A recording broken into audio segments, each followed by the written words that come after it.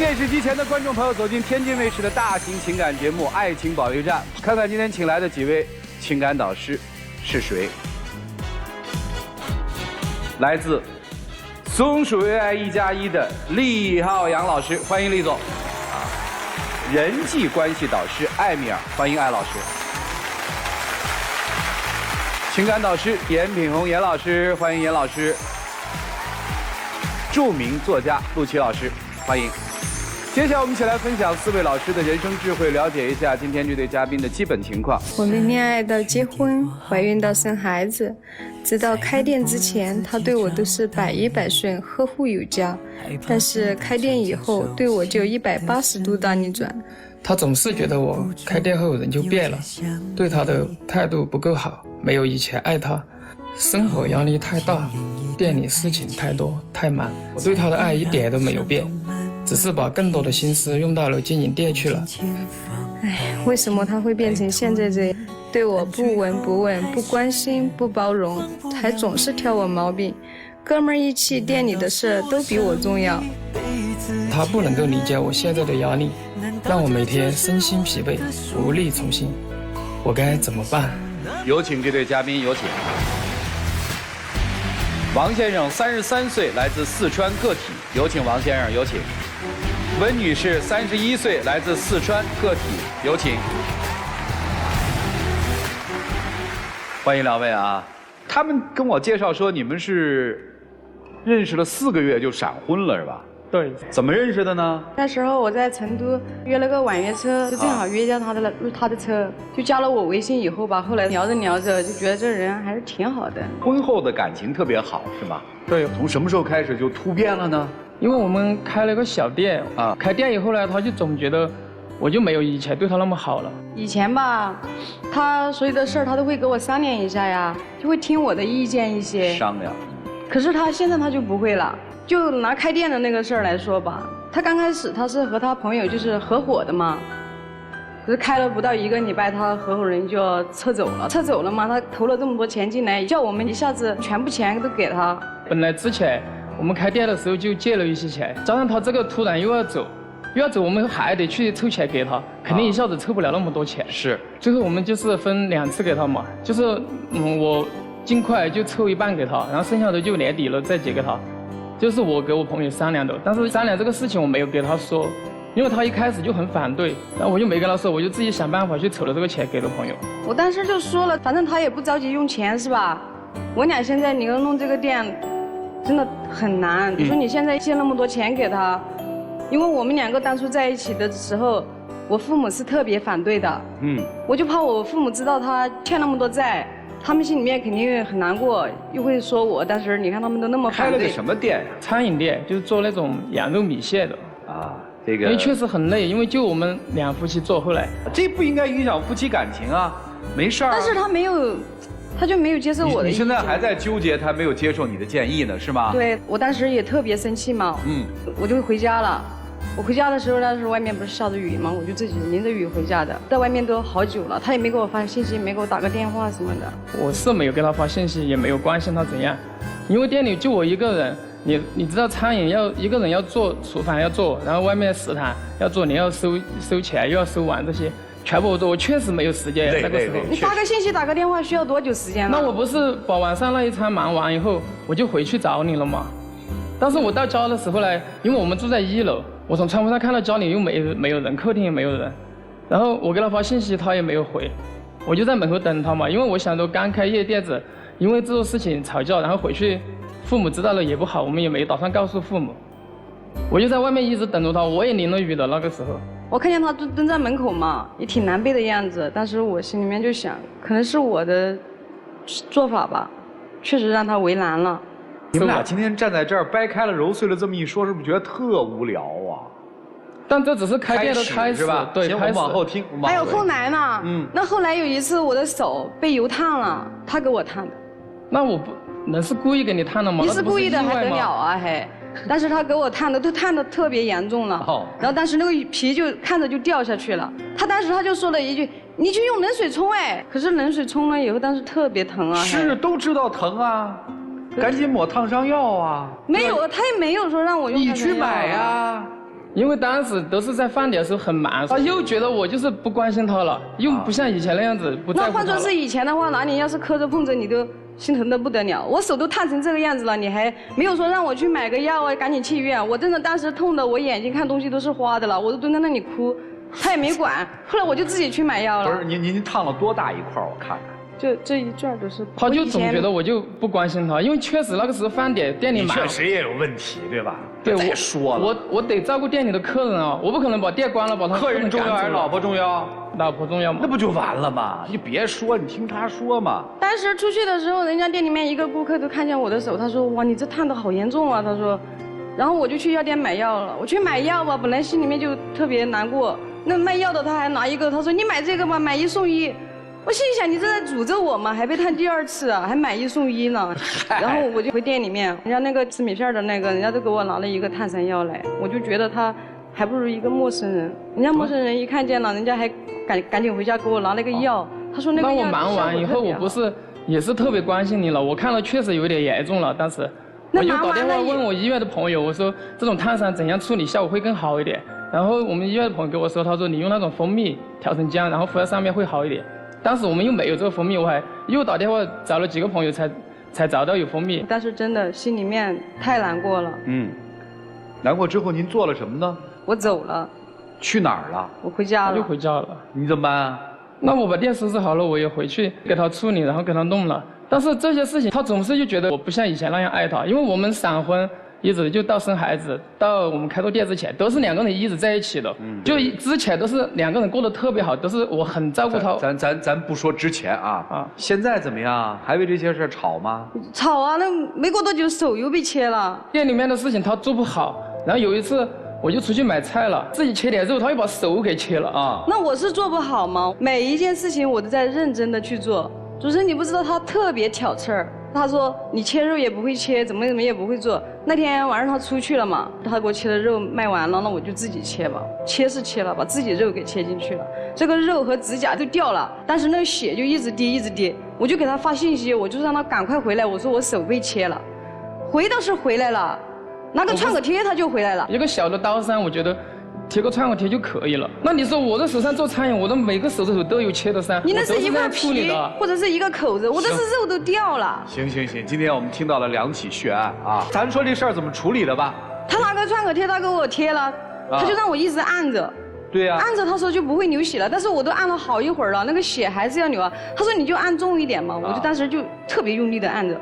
按的都手都发紫了，然后他过来，他还骂我，哎，我叫你按着，你就这么使劲儿，你看那血液都不循环了。他说你还那样按着，你这个力度自己调整一下不嘛？可是松一点，他就又滴血啊。然后你一气又回家了是吗？对呀。哦，一气又回家。我没有回家，我当时就去隔壁找了个药嘛，把那个血给止住了。啊。但是把血给止住了，我就出去了，我开车走的。我又担心他，给他发信息不回，打电话他也不接，你说我能不担心吗？但是店里又还有客人。我又走不了，确实那个时候。我当时开车就到我们楼下，在车里面我真的哭得撕心裂肺的，我觉得我太委屈了。你说我俩好不容易在一起吧，可你结婚，你说这里我一个朋友都没有，你还一天到晚挑我毛病，找我事儿，特别委屈。我在车里面哭了好久啊。后来呢？后来我也没理他，他给我发信息，我不想回他，打电话我也不接，他给我妹发信息，我妹就给我打电话嘛，我就说其实我没有回去，因为我自己知道我开车我晚上我看不见。然后后来我在楼下，我就一直等了好久。我看见他。在谁的楼下？在我们家楼下。哦。你说我们店就我们2个人，这么多的债，他就总是因为这些小事情，他就一直给我争，就说我不爱他了。行，那不听起来也没什么大事儿嘛，就是因为开了一家店，生活有一个大的变化嘛。还有什么事儿让你觉得委屈吗？有啊，他一天到晚都在说他累，其实他没有那么累的。有一天他还和他朋友一起去钓鱼呢。那开店这么久就1次。你不知道那天我有多忙。他下午的时候，他2点多去的。他说赶在饭点之前他就回来嘛，可是他没有回来。我就给他发信息，我说你赶快回来，我说饭点了。我一个人忙前忙后的，真的特别忙。那你也知道嘛？那你说我一个人做了多少事情？那我能跟你一样啊？什么就不一样了嘛？你说夫妻之间。但是他也没回来，发信息打电话，他就说，哎呦，我马上就回来了，马上就回来了。最后回是回来了，他回来的时候不是店里面就一片狼藉嘛，然后我就多说了他几句。他还吼我，他说：“哎呀，你一个人做一点又怎么了啊？平时我一个人也在店里面做呀。”我就听不下去，我吵不赢他，我就走了。那不是说吵不赢，有你的时候肯定怎样都会站在上面的。你这嘴是挺碎的。我有你的时候，他也就说我没你，他最后也扯到我没有你，所以说每一次吵架都是我认输。就这次您又回家了？嗯。就每次一吵事情，他就甩手就走了，店也不管了。行，就这些事儿是吧？嗯。还有他有一次在家里打游戏也是，你说工作都这么累了，回家去不休息他还打游戏。那有几天我真的累的时候，全身疼的就睡不着，然后我晚上就玩了一下游戏嘛，他就说我，他还把我手机给抢了，手机给我藏起来了，然后把游戏也给我卸载了。那不是那天晚上我们回去，孩子还没睡，他就过来在我们床上玩，孩子就这样一直看我的手机。你说孩子才1岁多一点，那个视力肯定还在发育，你这长期这样看手机，晚上又10点多11点了，肯定对视力发育有影响。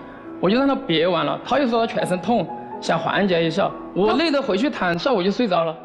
那换作是以前的话，你就不会这样说了。那以前我刚怀孕的时候，我就缺钙嘛，手啊脚。那以前为了你，我把工作都不做了，都全心全意照顾你。现在我还要照顾一个店哦，还要上有老下有小，还要养哦。以前呢，我疼的晚上我都睡不着的，每天晚上我都会这样坐着，他就会给我按摩一下，就按到我睡着，然后他才会睡。可是现在呢，我疼的我就给他说，他也不会给我按啊。然后呢，我就玩游戏，我就缓解一下，反正他就觉得我做的不对。我问问吧，孩子现在谁带呢？奶奶带。带孩子辛苦吗？挺辛苦的。跟你们喊过吗？没有。那爷爷奶奶带孩子是为什么呢？就为了我们2个人把日子过好一点嘛。哦，让你们把日子过好点，你们就这么过。你开这个店没他行不行啊？之前我也考虑过，就说吵过2次，我也考虑过请一个人，然后让他带孩子。但是因为我们店我负责厨房，前面就负责收银啊，这些东西不是那么放心，而且不一定就是比他做得更好。你觉得现在是感情出问题了，还是生活压力把感情给压弯了呀？可能生活压力把我们这个感情压。你以前跟他谈恋爱的时候，他也是嘴这么碎吗？你一句他一句，你一句他一句的。嗯。哦，原来你喜欢这种男人，那我就不说什么了。可是以前他特别关心我呀。以前我生气了，我要一会儿不跟他说话，他就行，那你今天来想怎样呢？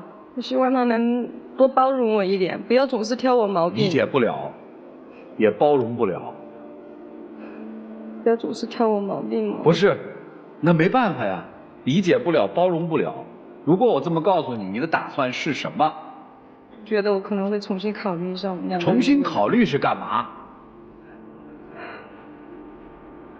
就觉得。你怎么办？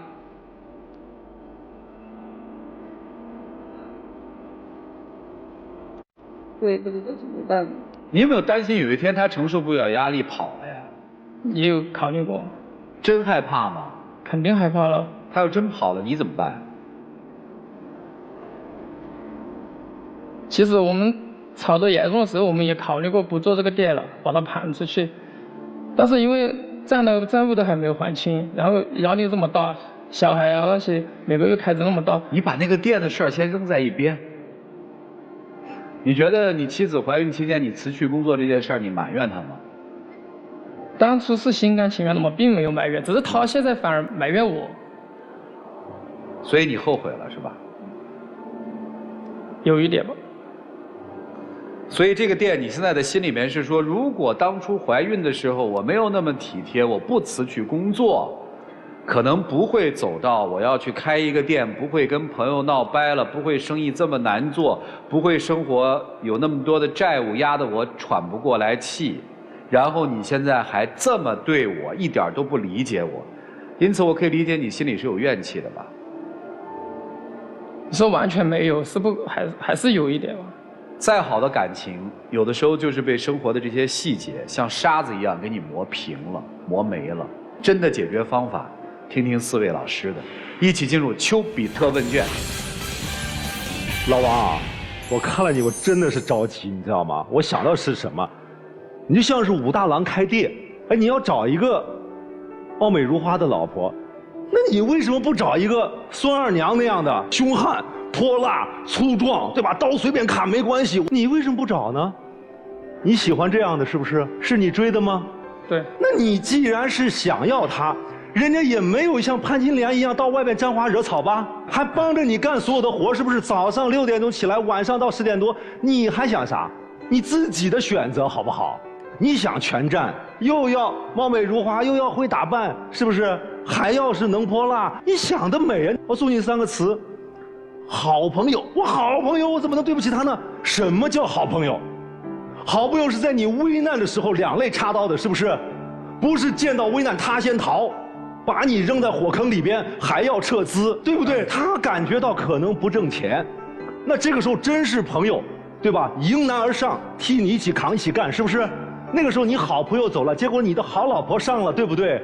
看懂了没有？他走了也就走了，他还要再撤资，明知你难，明知你没钱，他还要再撤资。这种朋友，我吐他几口唾沫，我都觉得你真的是无知到极点，是不是？第二呢，你自己做一个企业，你牛，你自己做呀，你干嘛非拉着老婆做？又是砍刀的，又是烫伤的，是不是？我自己做企业，我老婆也有帮助，原来。后来我觉得我不行，我自己干，要不然老是受气，老是争吵，我也吵，是不是？那我自己干呀，你又自己不能干，是不是？脱离不了人家，你又无能。第三呢，你无感，老婆被刀给切伤了，你就是个员工被刀切伤了，我也呵护一下啊，我自己不能陪着这个员工去医院，我一定说，哎，我的司机赶快你带，对吧？我们小王去一下医院看一下病，对不对？你没有感知，什么叫同理心？我替你解读一下同理心。同理心不是我知道你的痛，而是我痛你的痛，懂吗？就不要说是你老婆，任何一个人，对吧？你身边的人，他痛了，你要知道他是痛的。我劝你呢，给他1年时间，他是真的是要改。但是呢，有2点我要说的，你找他为什么？也不完全是他的花言巧语和对你的那个时候的体贴，你找他最重要的是这个男人，他是真的是真性情，这个男人他是真的扛得起责任的男人。如果你找了他朋友那样的男人，我跟你讲，今天看你好了，貌美如花跟你好了，明天你人老珠黄了，他马上就抛弃你了，你信不信？他对一个不值得的朋友都这样，他对你一定会负你终生的责任。这点我觉得你选的是对的。我当年也是这样的，我忙事业的时候，忙得焦头烂额，晚上2、3点回家，比他还苦。那个时候我老婆跟我吵架，吵什么呢？说哎呀，我这个晚上被子那个掉了，你没给我盖一个被子。我说哎呀，我脑子里都是事儿，就没想到嘛，少盖了一下，你晚上冻醒了自己盖一下不就行了吗？是不是？那没流血呢。就这样我能被骂2个小时，狗血喷头。真的是用心干事业的男人，他就是这样，对吧？你总比找个游手好闲的要好，是不是？另外呢，作为一个女人，她是要面子、要心态的、要感觉的，你懂吗？你平时像我一样忙里忙外，已经很少的顾到了，是不是？你已经没有平时那样对她那么好了，那你在关键时刻对她好一点，懂吗？我太太生病的时候，胆囊炎要犯了。那真的是按道理我找个司机就行了，但是我知道我不行，我到处去找医院打电话找医生，到底是怎么哪里能打点滴，然后我亲自开车送他去，不是非要我开车。那一次我真的是几百万的合作伙伴，我就晾着了，我就跟我副总说，可能签不下来，你去签吧，啊，行就行，不行就不行，因为我知道他不是天天生病，1年能有几次，对不对？在这个时候你要去关心一个小家走到现在不容易，对不对？而且又有了孩子了，孩子还小啊，我是不希望你们分开，但是我现在看到你们已经在分崩离析的边缘，你们2个人每人都努力往前走一步，好不好？好，谢谢厉总。来，艾老师，我想对这个温女士说2句话啊，你知道。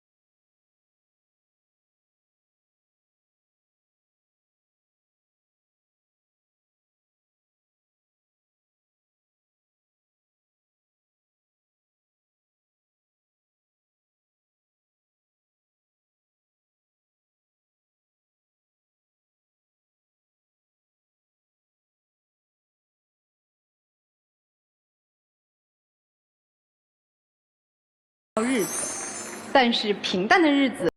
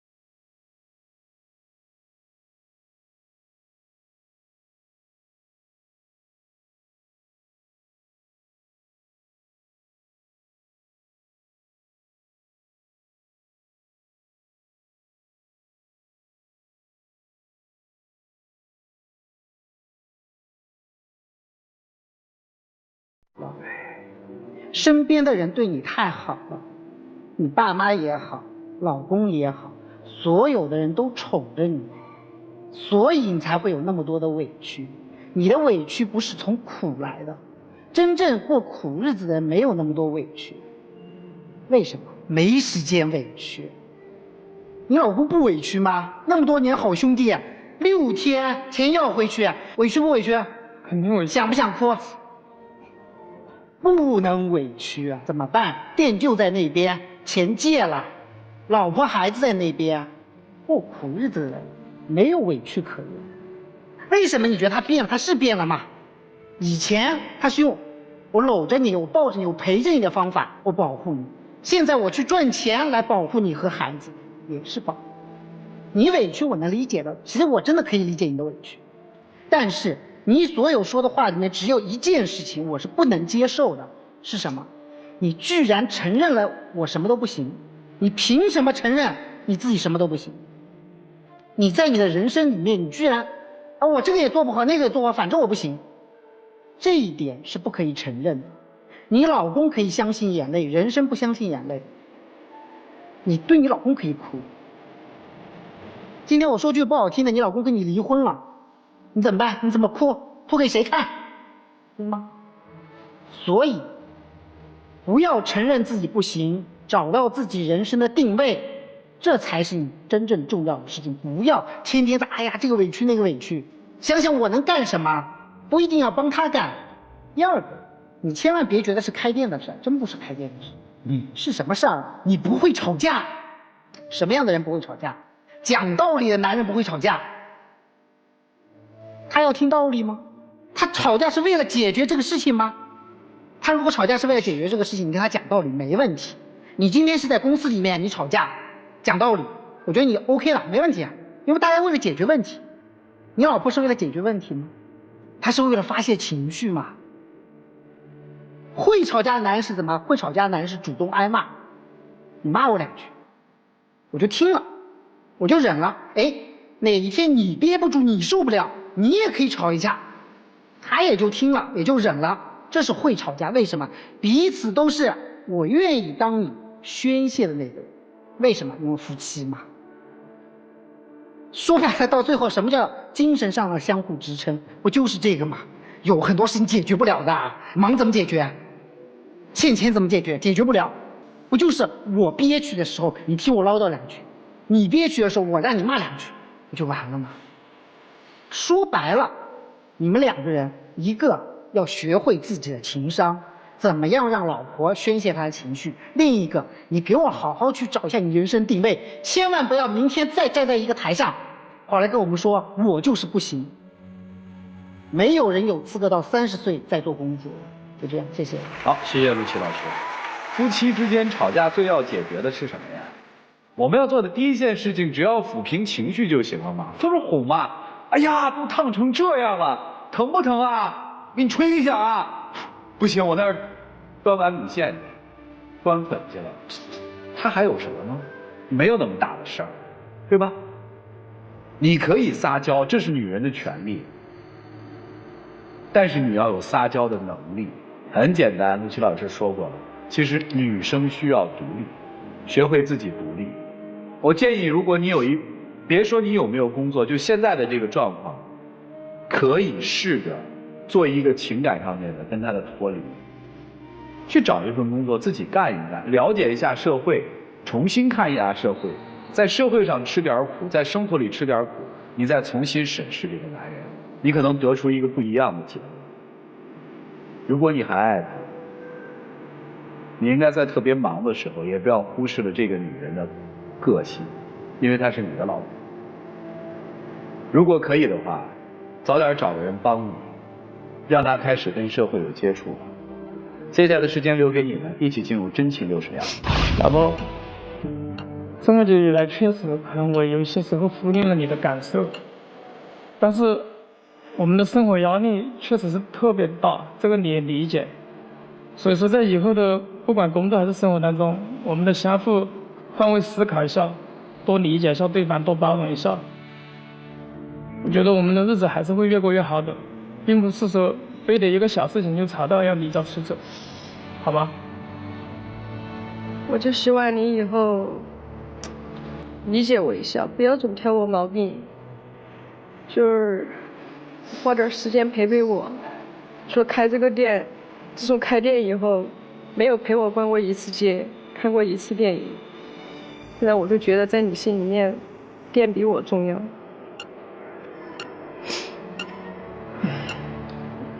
我会好好考虑的。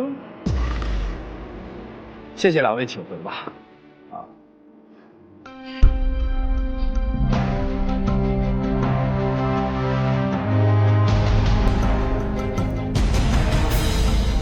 请关门。电视机前的观众朋友，欢迎下载精英 APP 和万事达手机客户端，进入到天津卫视的直播聊天室，边看边聊。直播过后，也可以通过精英 APP、天津 IPTV 网络电视、万事达手机客户端继续收看本期的节目。来看看这对夫妻自己的选择是怎样的，请开门。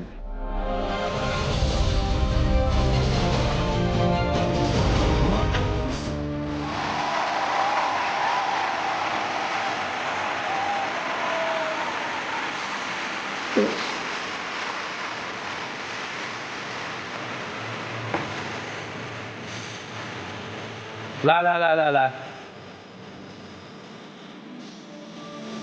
站在这儿啊！你娶她的时候是不是说要给她幸福？肯定要给她幸福，是不是让她快乐？对。现在是不是你让她受苦了？对。来，麻烦你面对她，跟她说声对不起，老婆，我让你受苦了。对不起，老婆，让你跟着我受累了。行，来，转过来。这说这话也许委屈啊，也许不委屈，也许像一个形式主义。我想说的是，生活里面即使是夫妻之间，做一些事情是情分，不做一些事情也理所当然。听明白了吗？这大概就是我们带有独立思考的人会这么去想。其实艾老师那个例子就特别好，我切了怎么着？我孩子要吃饭，我得继续，因为她独立，她是一个独立的女性。换而言之，你烫了，你处理是你自己该做的事情。先生如果说特别细心的过来去呵护了你，这只代表他细心，这个跟爱不爱其实没有什么关系，所以不要那么小了，好吗？因为你长大了。哎，你心里面觉得有没有让人吃苦？没有，是真的假的？真的。你刚才说那对不起是真的是假的？真的。是发自内心的吗？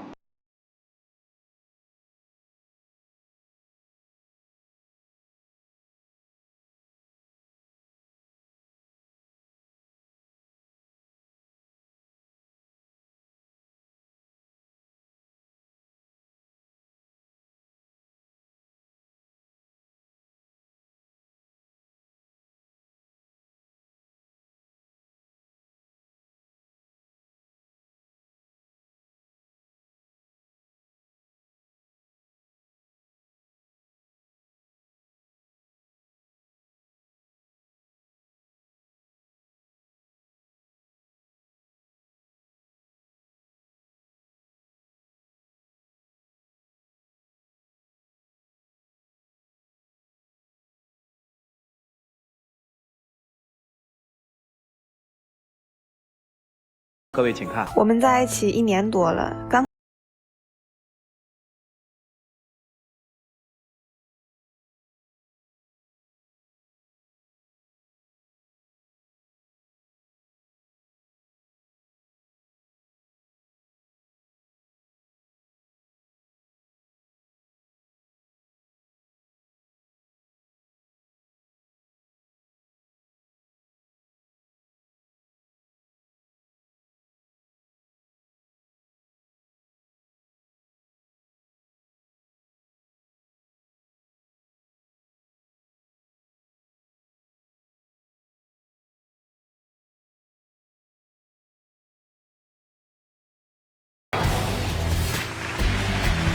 小聂26岁，来自辽宁，健身教练，有请小聂，有请。小张24岁，来自辽宁，健身教练，有请小张，有请。欢迎两位哈。是一个单位的教练吗？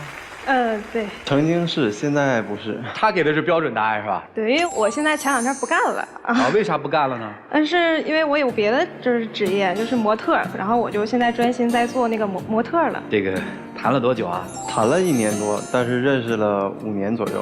啊。但是5年前的时候在健身房认识的。然后那个时候他是教练，我是会员，然后就这5年没在成为男女朋友之前就一直都是朋友。后来是一次机缘巧合，他是正好那边缺教练，然后问我，正好我那时候在找工作，然后问我要不要去尝试一下这个行业，然后去了就跟他成为了就是同行了。啊，然后后来我也算是他的师傅。对。后来怎么就从师徒关系就变成了情侣呢？就是在一起工作，然后时间久了产生了感情。挺好的嘛，怎么了呢？他就是觉得我的脾气太大了，特别的就不让着他。这就是我要问的嘛。我问为什么来呢？你为什么来啊？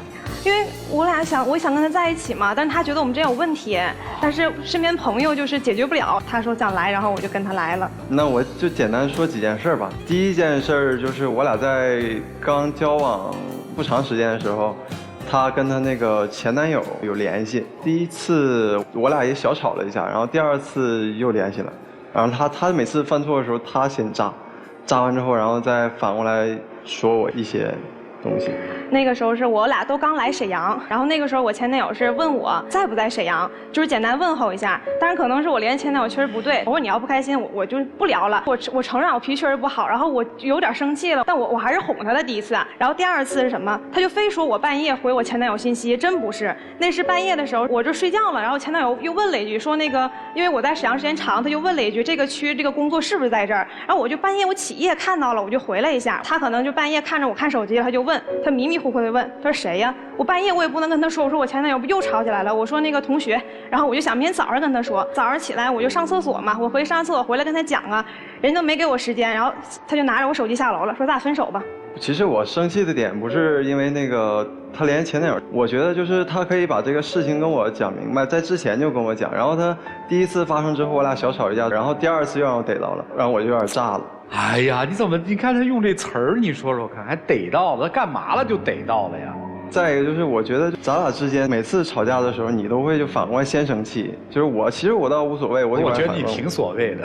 你要真无所谓，你今天不在这儿喋喋不休的说了吗？行，脾气大这件事儿我们听明白了，还有什么呀？还有一件事就是买衣服吧，是一个上衣。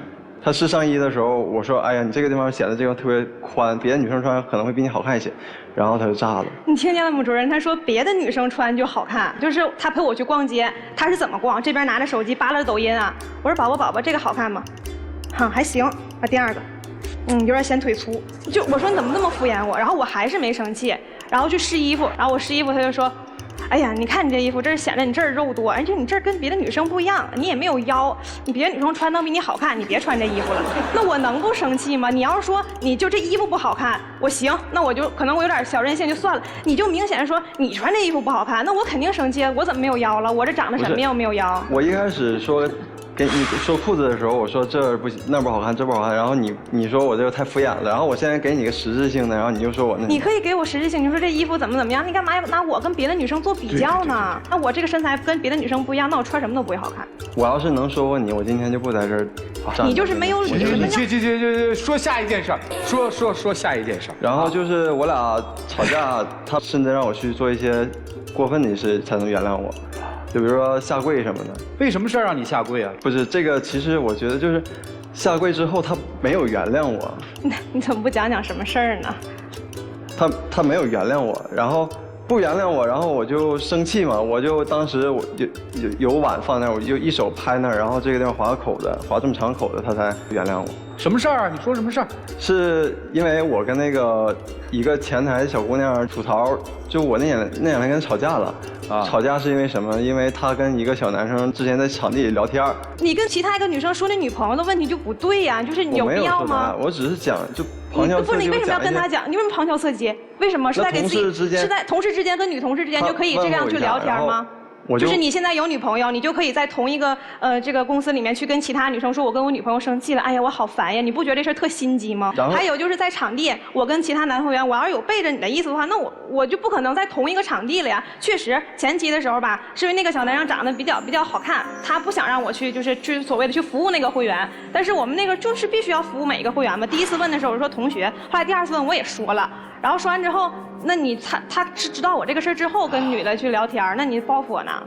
就因为这个事儿，然后回去就我就特别生气，然后就说怎么才能好？我就是急脾气，我就嘴上我说那你跪下吧。其实我没想让他真跪，但他后来真跪了。然后我不是还生气，就是傲娇了。他就说你现在原谅我了吗？我就一转头，我就没吱声。然后他一看我没吱声，好了，正好旁边有桌，咵一拍，手这块给划了。然后我就哭了，我特别心疼。我说我都原谅你了，我说我就是都原谅你，你怎么还这样？他一看我哭了，他就说那你下次那个你得就是那意思就是说行，那个下次我也不跟什么女生说话了。我说行，我说下次我也告诉你。我就是觉得作为一个男的啊，其实我说不好听，我除了跪父母，可能跪长辈以外，我其实能放下我的尊严去为你跪下，我已经就是说明我也想承认这个错误了。对呀，所以说但是你没有拿任何一个态度去，反而去像我一样的态度，我不需要你像我一样的态度。你哪怕就是跟我说一声啊，下回我不了，或者是轻声细语跟我说一声。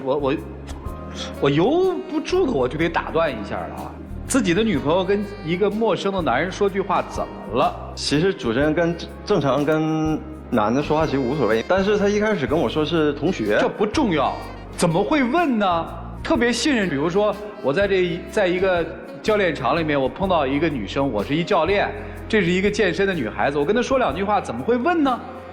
因为一开始没有安全感嘛，就因为一开始他就在跟他前男友一直聊天。这么说吧，你放心他吗？之前的话可能不会放心，现在呢？其实现在更不会放心。主持人，其实我来这个主要目的不是说前男友或者我没有安全感，我就想说这个脾气事，因为脾气改不了。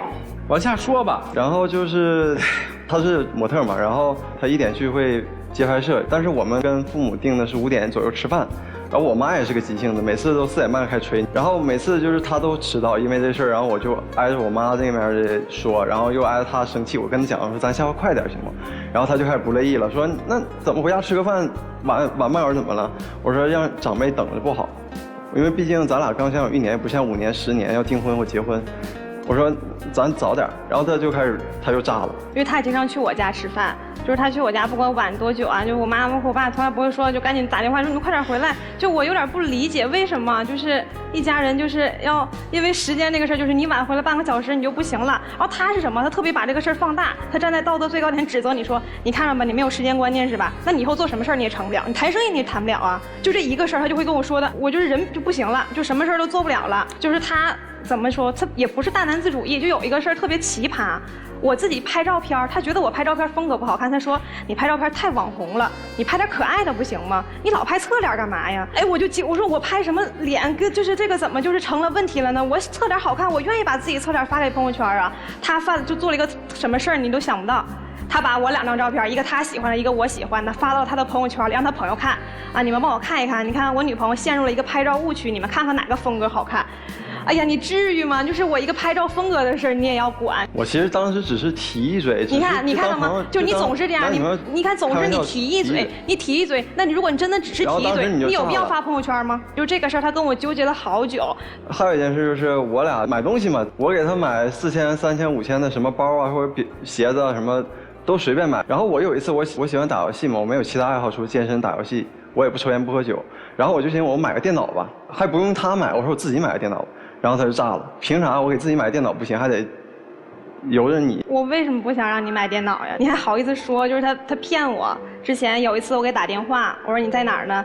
他说我在开车呢。我一想开车就赶紧挂了吧。后来一想不对，那边声也不对，我就又问了，我说你在哪儿？你到底在哪儿呢？哎呀，我在网吧呢，等会儿我玩完这把再跟你说吧，就给我挂了。我就有点生气了，但是我也等着他玩完给我打电话。一玩完打电话怎么说的？这么说的。啊喂，那个你给我打电话了。我说对呀，我说你在网吧骗我干嘛呀？啊，我怕你生气。哎，但你这还算好呢。我之前跟我女朋友在一起，我都不接他们电话，我这还接你的电话呢，宝宝，你别生气了呗。怎么着？你接我电话，我得谢谢你。所以现在我就不想让你买，很正常啊。我问几个问题好不好？就关于电脑的问题，你们俩的钱是放在一起了吗？现在不是，他自己有自己小金库，我有我自己积蓄，就是各花各的呗。是这意思吗？不，我那份花在他那儿，他花他自己的。你要求他把钱花给你的？那肯定没有啊。人家没要求啊。你买个电脑，你跟他说干嘛？你买不就得了吗？后来买了。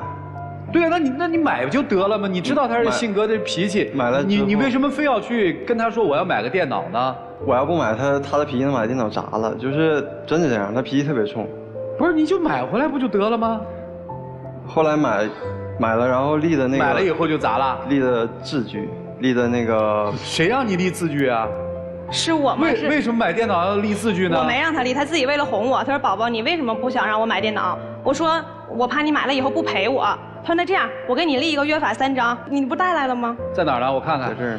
我看看这玩意儿，就是我。你先别看，你现在还能记得上面3条是什么吗？有点破啊。你说这上面3条是什么？就是我看这是不是白立？玩电脑前得给他洗好水果，然后第2条是那个，玩电脑不能把他忘了，就是时不时的还得去过去抱抱他，然后他想干嘛就得去陪他去，想买东西就去买东西，不能耽误他时间。然后第3条是11点前必须结束，1分钟多1分钟不行。事实上你做到了吗？还可以哈，都背对了。你做到了吗？顺序错了啊。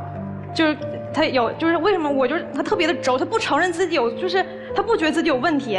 你玩。我有问题都不是因为顾虑到你的感受，但你不顾及到我的感受，我所以才就这样，你知道吧？我哪条没做到？我11点那个，我每次都10点半就结束，就有2次超时，2次超时，然后第1次他跟我生气，第2次也跟我生气，就是感觉特别压抑，有的时候就感觉。然后还有什么他？就是跟我爸妈住一起，因为他自己有自己的房子，他爸他妈在一起，他那房子自己住就没有暖气，我就是怕他冷，我就让他来我家住。然后之后人家那会不跟我生气嘛，然后第2天也不吃饭，然后我一看他不吃饭我就生气，人家看我生气好走了，拿着包那个装着电脑开着车回家了，至不至于就这么有脾气？就趁你会开车我不会开车，开着车就走了。就是我其实说不过他，要不然我就不能来这儿了，主持人。我现在得出了唯一一个正确的结论。你们俩日常生活都挺闲的，我问几个问题可以吗？啊，今天来你是为了让在老师这儿拿到秘籍要说过他是吧？不是，那你是来干嘛的？就是想多考虑考虑我的感受，然后别说。你这恋爱谈得开心吗？其实现在他有一些还改进了，就是能看到他改进的地方。那不就行了吗？都改了，你还来这儿干嘛？但是他脾气一直都是没有。他就觉得我改的还不够。就是他还是就会因为就拿你在这个恋爱里压抑了你自己多少本性的东西啊？百分比的话60吧。我是性格比较那个，比较愿意在乎别人的感受，不光是、你没有在乎别人的感受，你不是真在乎，你所有的表现懦弱嘛。这恋爱谈得好吗，姑娘？开心吗？先告诉我。我大部分时间是开心的。不开心的时间是什么时间？就是他犯轴的时候，就是自己错了，他不会承认自己错误的时候。就为什么一定要让别人承认错误呢？但是你可以不承认错误，但是两个人在一起，你要认识自己身上有什么问题、啊。两个人在一起有那么多问题要认识吗？你们俩说的这些问题，有哪一个问题是必须有个对错高低的？你告诉我。但是没有，但是他就会把这些。为什么你们逛街会生气？那他是会把这些所有的没有开心放在我的身上。我问你呢？什么？为什么你们逛街会生气？为什么你们回父母家吃顿饭开开心心的事儿会生气？为什么？为什么本来应该开心的生活小事到你们这儿全都生气了？你告诉我是为什么？你那么能说，你有思考的，又有高度，您告诉我为什么？我就是好奇啊，我琢磨不过来，我纳闷儿啊。您告诉我为什么呀？就是因为我觉得他就是对呀很开心的事儿，但就是因为他总会说我啊，所以我不开心啊。对呀，为什么你要找一个总是让你在开心的时候不开心的男人呢？那可能我也要考虑考虑我俩是不是合适了。他总是就是一遇到这种事情，就有时候就会就是这样。你们听听老师们怎么帮助你们走出一些困惑吧，好吗？一起进入丘比特问卷。对呀，我觉得别人是刀子嘴豆腐心，啊，你是不是觉得你也是啊？其实你的心比刀子还狠啊！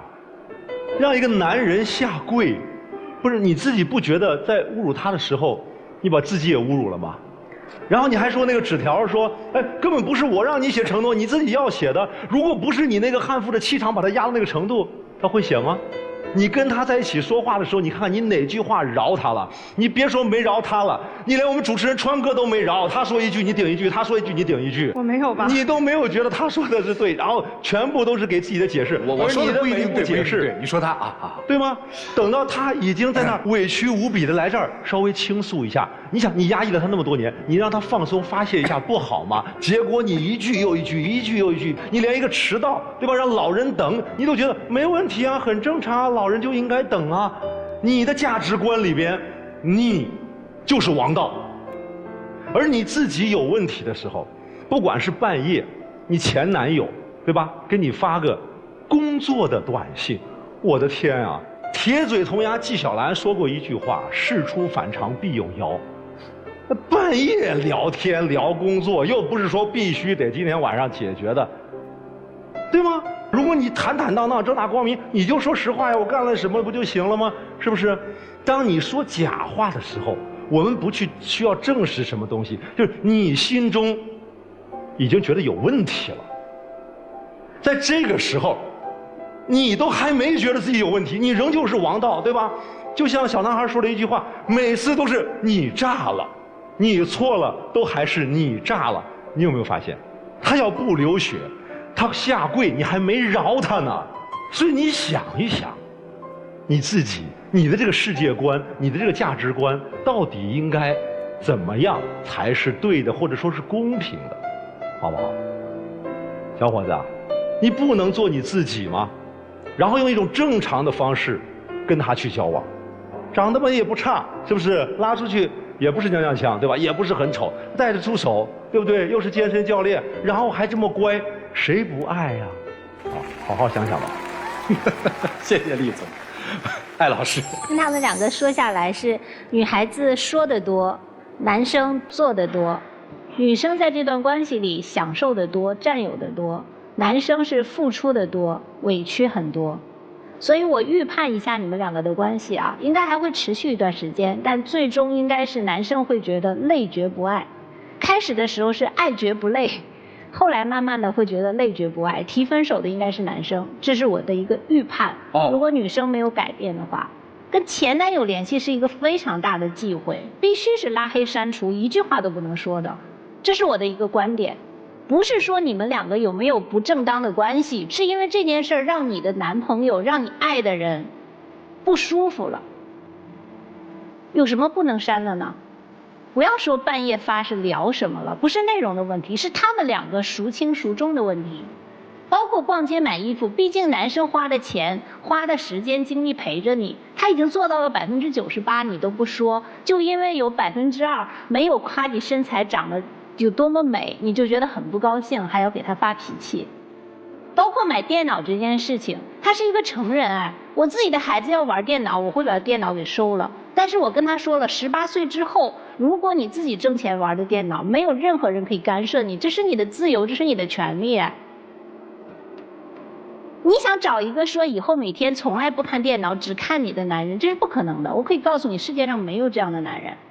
所以我真的觉得男生特别委屈了，女生应该自己好好反思一下，不然的话结果应该是会按我那个预判走的。好，谢谢艾老师。来，严老师。男生你很委屈吗？有一些。我怎么觉得你很享受啊？一个7尺男儿啊，说贵就贵，贵了还不罢休，还得把自己弄流血。你的自尊在哪里呢？如果在一段关系中，我们是通过降低自己的自尊来博得对方的喜爱，那你已经不配爱了。原谅我说话很难听啊，但你做的就是这样的事儿。因为我生的也是儿子啊，我儿子有一天也会长成你这么大。如果他在一段关系中是这样的状态，我一定骂得他狗血淋头。不管这个女孩子是对是错，你用这种方式去想换回所谓的爱，你从头就不知道什么是爱。而且你们在沟通过程中，你始终也是用打击他的自尊，似乎想要提高自己的自信。没腰啊，蝴蝶袖啊，穿衣服不好看啊，这都不是爱的方式。所以我觉得你在这个恋爱的过程中一点都不委屈，你就是希望用这样一种降低自尊、打击对方自尊的方式来控制你们的情感。我觉得你应该醒醒，你这60%的自己全都是不好的自己。在一段良好的关系中，会让这种关系滋养我们的美好，会让我们收敛不美好。我始终认为人性是多样的。为什么你在这段关系中如此放弃自尊？你完全在消耗，这是不对的恋爱观，是不好的恋爱方式，是不正确的。我希望你意识到，所以你不是委屈，你是不知道什么是爱。女生更是稀里糊涂在消耗自己，你只是因为在这个男生面前，你自以为可以完全的放纵自己的感受，随意的辱骂。但一个女孩子在关系中变得咄咄逼人、碎碎叨叨，说骂就骂，想让对方跪就跪。你喜欢这样的自己吗？所以你根本不是喜欢他，你只是不愿意长大，你不愿意控制自己的情绪，你不愿意稍微控制一下自己在关系中的不愉快。这是不好的表现。一个成熟的人就是不断的在成长中要学会控制。所以我认为你们俩从头到尾就不合适。谢谢严老师。来，陆琪老师。小张，你知道你快被甩了吗？可能吧。他已经在考虑跟你分手了。你知道什么都不是问题。今天在台上你有一个问题很大，就是你不觉得这是个事儿，上来你就说是他要来的，到最后你所有的事儿都是在说他，你不觉得你们两个人之间存在问题？你知道为什么吗？因为你是占便宜那个人嘛，你是情绪的受益者，他是情绪的受害者。这叫什么？这叫单向情绪输出，一直是你在向他输出情绪，他忍着，有一天忍不了了，砰，爆了，跟你分手。那个时候你再找他没用，因为他已经爆了。首先你得承认你自己身上是有问题的。你说你会不会跟人相处？你不会吧。你会跟人谈恋爱吗？你也不会吧。我今天教你们2件事情。第一点，为什么老爱生气？因为你们的怒点太低。为什么怒点太低呢？你们搞不懂3样东西。第一个叫分歧，第二个叫斗嘴，第三个叫攻击。分歧不是攻击，你要允许别人跟你的意见是不一样的，你懂吗？现在就是家里面真的太宠了。以前我们说，哎，你这种人丢到社会上，社会会给你耳光的，会教育你的。现在没有了，为什么？没钱，挣不到钱，爸妈给。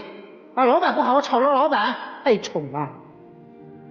不能有人跟你有分歧吗？不能有人跟你意见相左吗？可以的，分歧不是攻击，每个人都有自己的意见，这是第一个。第二个，斗嘴，情侣之间哪有不斗嘴的？斗嘴为什么？调节气氛嘛。斗嘴也不是攻击。什么是攻击？你说他你迟到你不对，这不是攻击。你说他你迟到你这辈子你就完了，这叫攻击，懂吗？你给一个人下判定你这个人这一生都完了，这是攻击。所以他说你这辈子完了，你生气，这是应该的。能理解这3点吗？回去慢慢想。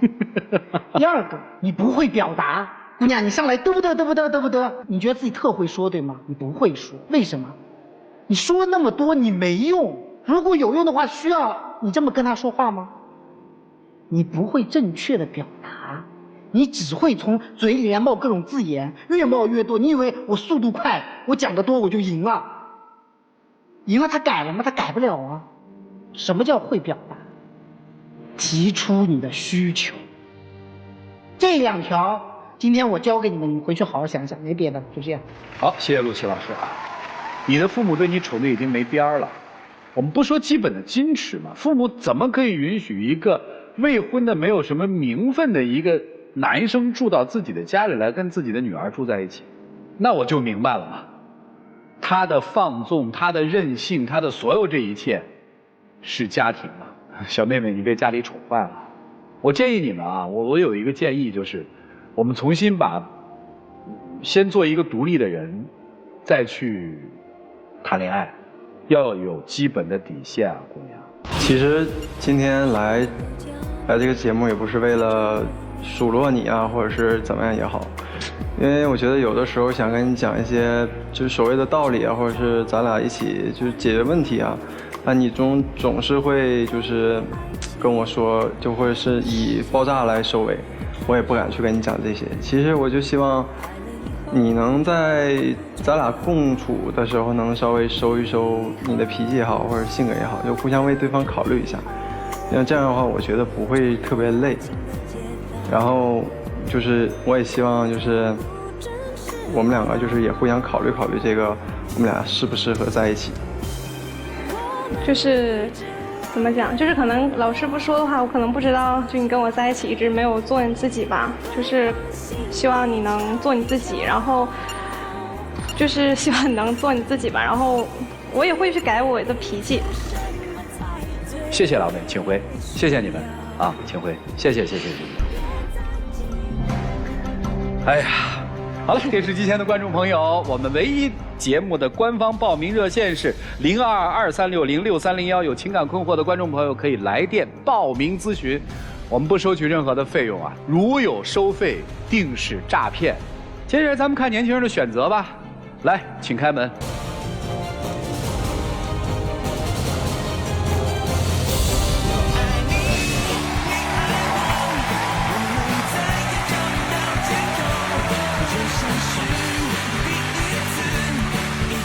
来，来，一起见证属于这对年轻人的浪漫。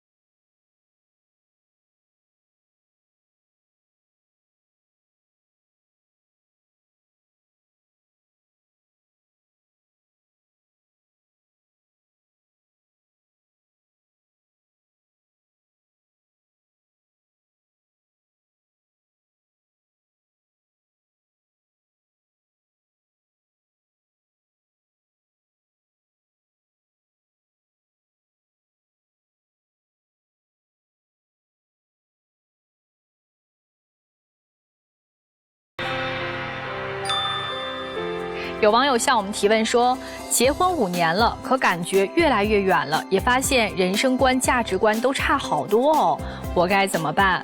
离异不行，因为宝贝4岁了，不能让宝贝过没有父爱或母爱的生活。可是我该怎么办才能解决问题呢？好纠结呀！婚姻生活当中，夫妻关系永远是婚姻关系当中的第1位。就算你们不离婚，你们感情不好，孩子也不会幸福的。你们离婚也不意味着孩子从此就失去了父爱和母爱。最重要的是，你们2人该怎么相处。祝福你吧，谢谢。最后要感谢的是观众朋友的收看和陪伴，我们下期节目再见，谢谢大家。